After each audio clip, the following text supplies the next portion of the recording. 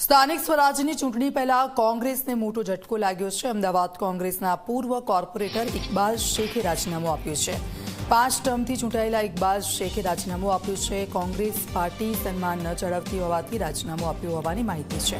કોંગ્રેસ પ્રદેશ સમિતિને લેટર લખીને જાહેરાત કરી છે।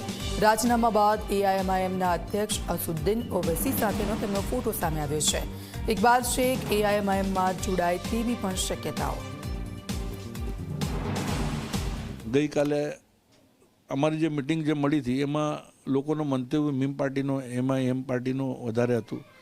तो गई काले अविसीजी अहमदाबाद शहर में था तो हूँ एमने मळ्यो अने एमने पोते एमनी एकदम एटलू एमने मैं नजीकथी काले ज्यारे मळ्यो जोयो तो खूब अलग रीतथी एमनी लागणीशील मारी जोड़े चर्चा करी।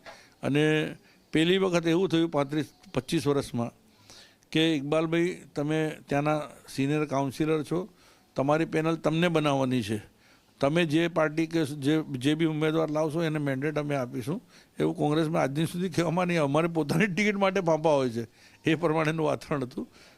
આજે મીમ પાર્ટી છે, નવું ઘર છે અને નવા ઘરની અંદર પબ્લિકના હિતમાં કામ કરવાની વાત છે, કરીશું।